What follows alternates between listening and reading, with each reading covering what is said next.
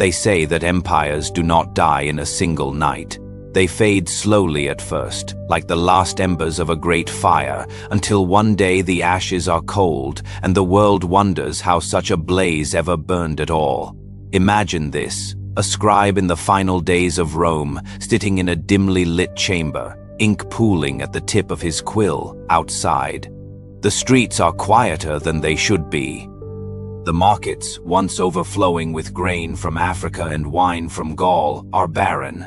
The air tastes of iron and dust. He writes not of victories, but of shortages. Not of conquest, but of decay. And yet, in his words, there is no sudden collapse, only the slow unraveling of something that once seemed eternal. History tells us these moments are never recognized for what they are when they arrive. The citizens of Babylon did not believe their walls could be breached until the Euphrates was diverted. The traders of Venice did not notice their power slipping until rival ports swallowed their roots, and the Romans, proud, unshakable, saw themselves as the center of the world long after the world had shifted elsewhere. Now walk with me through a different city, not ancient, not buried in dust. Its towers still gleam in the morning sun, mirrored in rivers of glass and steel. Its streets pulse with life, flags ripple above marble steps. Here, the language of power is not Latin, but English. The coin is not silver denarii, but the dollar green and confident, as if it has never known the chill of uncertainty. Yet if you listen closely, beneath the hum of traffic and the chatter of screens, you can hear something else, the creak of overstrained bridges, the echo of factories long since abandoned, the murmurs of debts no ledger can hide forever. America, like the empires before it, wears its greatness proudly, but greatness, history warns, us is not an armor, it is a weight. And the heavier it grows, the more it strains the pillars beneath. We have been here before. The Spanish crown, swollen by the gold of the New World, could not see the inflation hollowing its wealth. The British Empire, ruler of the seas, could not feel the currents shifting beneath its ships. And in each case, there were signs small at first, dismissed as temporary setbacks until they were undeniable. The historian Edward Gibbon, in his account of Rome's fall, wrote, "The decline of Rome was the natural and inevitable effect of immoderate greatness. If this is true, then every empire carries within it the seed of its own collapse, not because it is weak, but because it becomes too strong to bend. America's seed is not yet in full bloom, but perhaps it has sprouted. You can see its shape in the widening gulf between wealth and poverty, in the fraying trust between the governed and those who govern, in the relentless pursuit of growth on a planet with finite breath.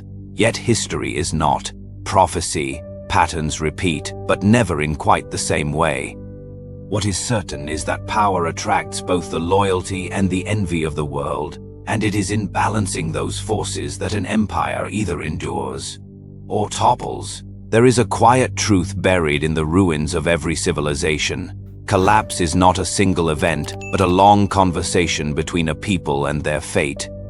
It begins in whispers, in choices made at council tables and marketplaces, in roads left unrepaired and dreams left unguarded. Only later does it speak in fire and stone. And so we must ask if the whispers have already begun here, in the shadow of glassed hours and digital thrones. Will we hear them in time? Or will they one day be read, centuries from now, in the fading ink of another scribe, writing the final chapters of a story we believed would never end? But this is only the first shadow of what history has yet to tell. The deeper you walk into the corridors of history, the more you notice something unsettling. The same rooms appear again and again, different walls, different names, but the same echoes. In one chamber, there is Rome, bloated by conquests, its armies stretched thin across hostile frontiers. The Senate debates endlessly, while outside its borders, strangers gather in restless swarms. The marble pillars still stand, but the air carries a faint scent of rot. Step through the next doorway, and the scene shifts to the 16th century. Spain sits on a golden throne, its coffers swollen with the treasures of the Americas. Galleons cross the seas like floating fortresses, yet the very gold that fills the empire's vaults poisons its veins. Inflation eats away at its wealth. Armadas fall to storms and rival fleets. Pride blinds the crown to the slow collapse beneath its gilded surface. Another room, the British Empire at its height, railways stitched across continents, navy blue flags casting shadows on every ocean. And yet beneath the pomp there is a quiet fraying, industrial. Might begins to slip to new powers. The colonies, once obedient, start to dream of their own horizons. The empire, confident in its own supremacy, mistakes momentum for immortality. Each of these rooms feels eerily familiar. They do not belong only to the past. Look closer, and you can see the outlines of America reflected in the stone. Here, in the dim light patterns, emerge like constellations on an ancient map.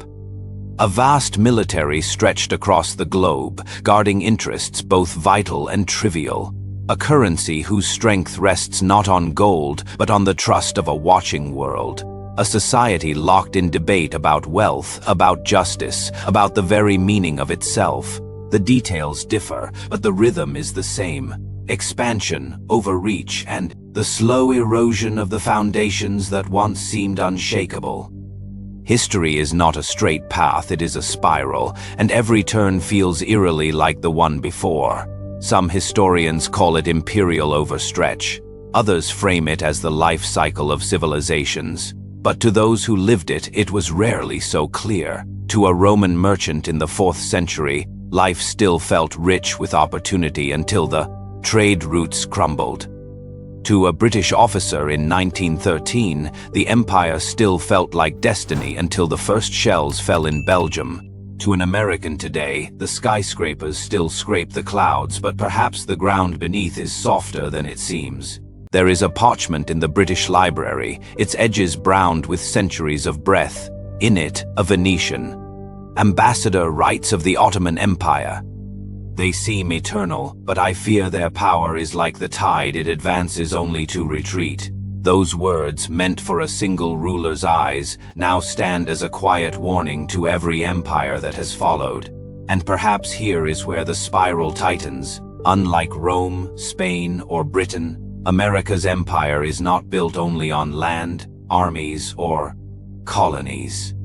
It is built on an idea, the belief that progress is endless, that more is always within reach. But ideas can be fragile too. They can fracture when promises are not kept, when trust thins, when the dream feels unreachable for too many. It is in this space between what a nation promises and what it delivers that the first cracks form. You rarely see them at street level. They appear in statistics, in quiet market reports, in treaties renegotiated behind closed doors. They are felt in the slight shift of tone when allies speak, in the hesitation of markets once eager to invest, in the restlessness of citizens who feel less a part of the story their nation tells. And yet, as in every empire before, there is also resilience. The United States remains vast in wealth, in influence, in reach. Many would say it stands at the height of its power still. But the archives whisper otherwise, that the moment of greatest strength is also the moment of greatest danger. In the Venetian ambassador's time, the tide could not be stopped in hours. It may already be turning. And still, the trail leads further into a darkness older than the empire itself. There is a strange silence in the final hours of an empire. It is not the roar of battle or the clamor of cities falling, it is something quieter. The rustle of banners being lowered for the last time, the shuffle of feet leaving halls that will soon stand empty, the sudden stillness in streets once choked with merchants and messengers.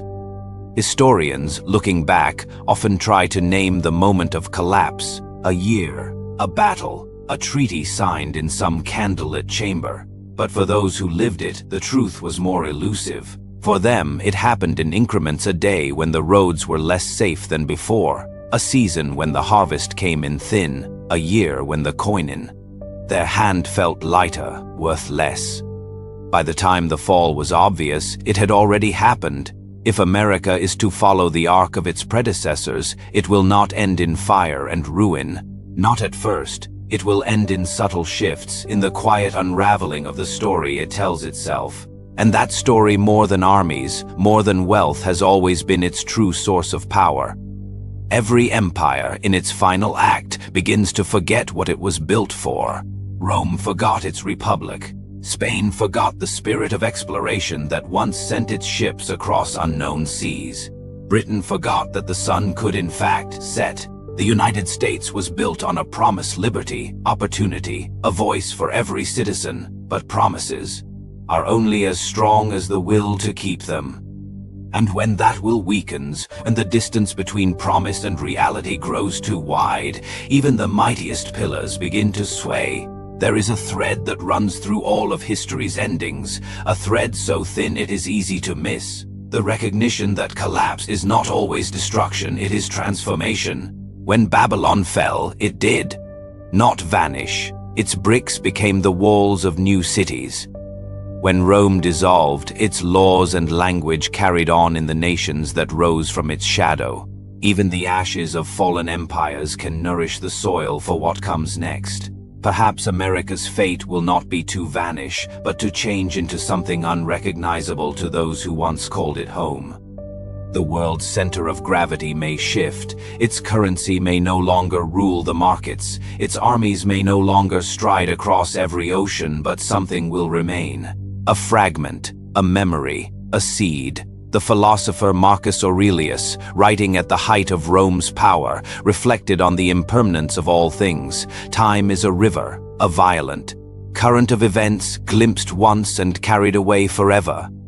If that is true, then no empire, however vast, can step into the same river twice. The question then is not whether America will fall.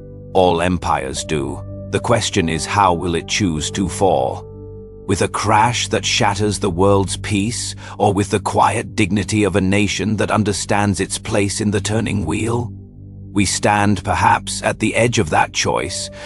And if the cycle is as old as civilization itself, then the answer will shape not just this land, but the centuries to come.